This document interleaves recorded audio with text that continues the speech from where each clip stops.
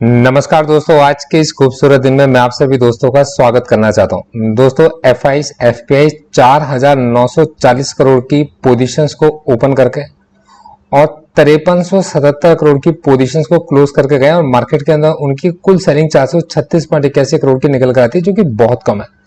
दोस्तों आज अगर आप देखे चलेंगे तो डीआईज ने 5,448 करोड़ के अप्रॉक्स की करी है बाइंग और 4,736 करोड़ के अप्रॉक्स की करी है उन्होंने पोजीशंस को क्लोज। दोस्तों नेट इनकी बाइंग निकल के आती है 712 करोड़ की। दोस्तों इसके बाद मतलब इतनी छोटी ट्रांजैक्शंस के बाद आज मार्केट के अंदर इतनी जबरदस्त रैली। देखो दोस्तों, मेरा नाम है गौरव। मैं आपको बताकर चलूंगा मार्केट के एक एक डेटा पॉइंट को, जिसको मैं इस समय पर ऑब्जर्व करके चल रहा हूं आने वाले दिन के लिए।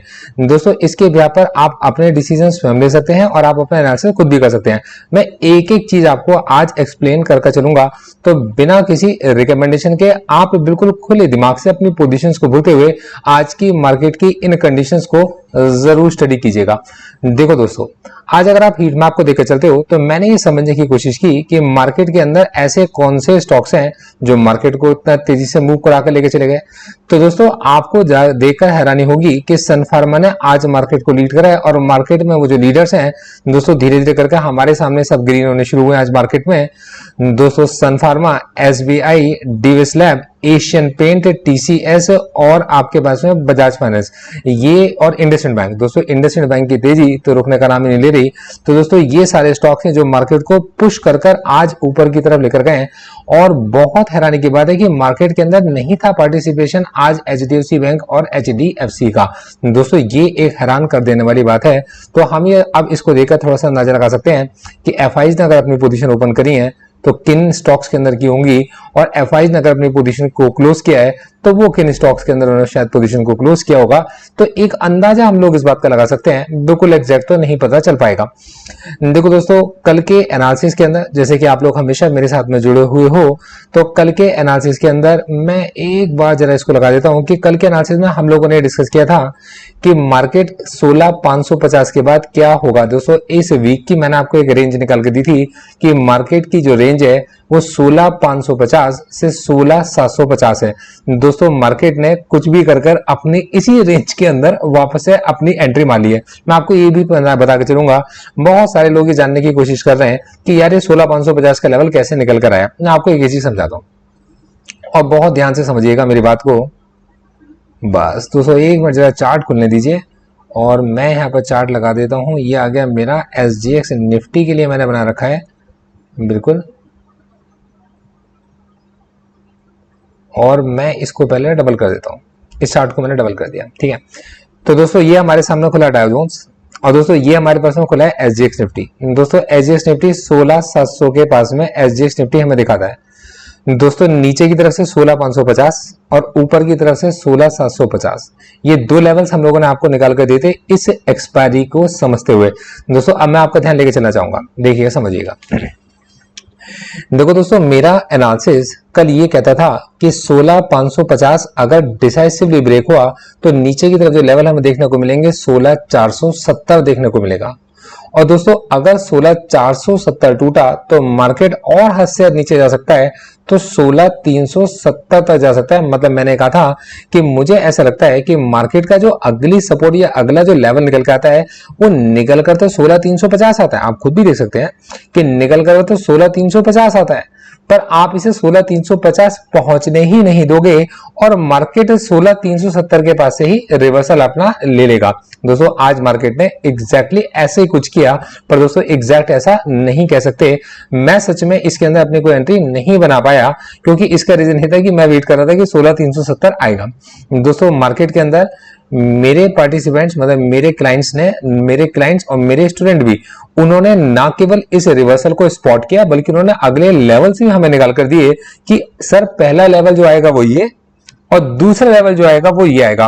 पर दोस्तों ऑप्शंस के प्रीमियम आज इतने ज्यादा बढ़े हुए थे कि इतने महंगे ऑप्शंस के अंदर एंट्री लेना खुद अपने आप में एक जोखिमपूर्ण था।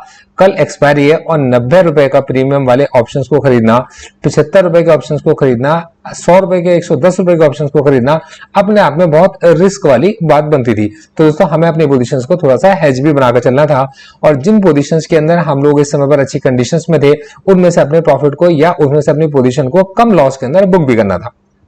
तो दोस्तों आज अगर आप देख के चलोगे, मार्केट ने अपना जो लो बनाया, जो कि पहली कैंडल के अंदर जो मार्केट ने अपना लो बनाया वो है आपके पास में 16,438 का लो मार्केट ने बनाया। मतलब ये जो कैंडल हमारे को देखने को मिल रही है दोस्तों 16,438 का लो मानने के बाद मेरे को 16,370 लगता था कि 16,438 का लो मानने के बाद ये 370 का लेवल मैंने मार्क रखा है। दोस्तों यहीं से मार्केट के अंदर एक बुलिश मारूबोजू कैंडल बनती है। दोस्तों यहां पर मेरे दिमाग में एक बार 1650 की कॉल के अंदर एंट्री लेने का दिल में आया भी, पर मैं रुक गया। और दोस्तों मैं आपको बताता हूं, क्योंकि दोस्तों मेरे को बार बार अपना 16,550 ही दिखता था। तो दोस्तों ये 16,550 को अगर आप देखोगे तो दोस्तों ये है वो 16,550 जहां पर जाकर मार्केट ने फिर से कंसोलिडेट करना स्टार्ट कर दिया। मतलब मार्केट का जो सेंटर इस समय पर बना हुआ था वो था 16,550 और ये आप अगर एक्सपायरी को अगर आप देखे चलेंगे तो मार्केट इस 16,550 के बीच में ही घूमता रहा। मतलब इसका सेंटर अभी भी 16,550 ही घूमता रहा और आप ये देख सकते हैं दोस्तों मार्केट ने यहां से ऊपर चलना शुरू करा तो मार्केट की ऊपर की तरफ के लेवल्स क्या निकल कर आते हैं। तो अगर हम चार्ट्स को रीड करना जानते हैं और हम अगर इसको समझते हैं तो दोस्तों एग्जैक्ट हमें रिवर्सल 16,750 के बाद से मिला। अब देखो दोस्तों 16,750 ही वो जगह है कि इसके बारे में मेरा आपसे मानना था कि मार्केट को पहुंचना तो चाहिए 16,800। तो मार्केट ने जितने मेरे ऊपर के पॉइंट छोड़े आज उतने मेरे नीचे के भी पॉइंट भी छोड़े हैं कि मार्केट को पहुंचना तो चाहिए था 16,800, लेकिन मार्केट 16,800 नहीं पहुंच पाया। उससे पहले ही मार्केट के अंदर लोग अपना प्रॉफिट बुक करना शुरू कर देंगे क्योंकि लोग पूरे पोजीशन में ट्रैप्ड हैं और ये डिप की एक्सपेक्टेशन हमारे को थी कि ये डिप आएगी और मार्केट नीचे से फिर रिवर्सल लेकर चलेगा भी। तो दोस्तों यहां पर मार्केट पार्टिसिपेंट ने इस डिप के अंदर अपनी एंट्री ली। दोस्तों एक बुलिश मारूबोजू कैंडल बनती है, एक छोटी सी डिप के अंदर फिर से बाइंग आती है, 16,550 के बाद कंसोलिडेशन होती है, मतलब हैंड्स इसके अंदर चेंज होते हैं और दोस्तों उसके बाद फिर एक बुलिश मारूबोजू कैंडल और एग्जैक्ट इसी जगह पर जाकर मार्केट के अंदर प्रॉफिट बुकिंग आती है जो है 16,642 के पास में। मार्केट के अंदर थोड़ी सी प्रॉफिट को लास्ट में कैंडिडेट्स बुक कर प्रॉफिट को यहां से जाते भी हैं।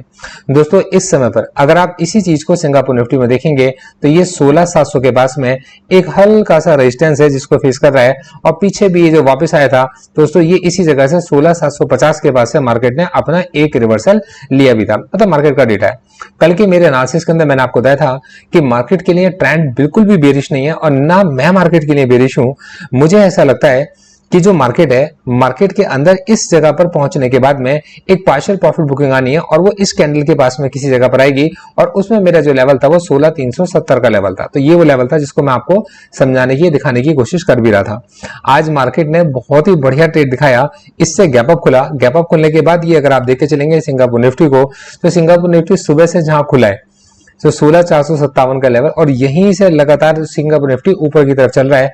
और दोस्तों ये हमारे पास में डाउ जोन्स है और डाउ जोन्स अभी यहाँ पर मतलब खुला नहीं है। यहाँ पर जो मैं अभी तक देख पा रहा हूँ तो अभी तक कोई लेवल मुझे यहाँ पर देखने को मिल नहीं रहा। मैं इसकी कैंडल को चेंज करके देखता हूँ, एक 5 मिनट की कैंडल भी मैं इसके अंदर लगाता हूँ तो अभी भी एग्जैक्टली मेरे को वैसे ही लेवल्स यहाँ पर देखने को मिल भी रहे हैं। तो दोस्तों ये है इस समय पर मार्केट की चाल। अब देखो दोस्तों यहाँ पर इंपॉर्टेंट पार्टिसिपेशन क्या बनता है और क्या एक्सपेक्टेशन सब मार्केट के लिए होनी चाहिए। तो देखो दोस्तों मार्केट इस समय पर 16,750 को अप्रोच कर रहा है। मार्केट के अंदर 17,000 पर आज सुबह से 1 करोड़ के आसपास के कॉन्ट्रैक्ट थे जो कि नहीं हटे। दोस्तों यही 1 करोड़ के आसपास के जो कॉन्ट्रैक्ट मतलब शेयर्स जो बने थे ये 16,500 की पुट के ऊपर बने थे जो मार्केट में जाते समय पर मार्केट पार्टिसिपेंट प्रॉफिट अपना बुक करके चले गए।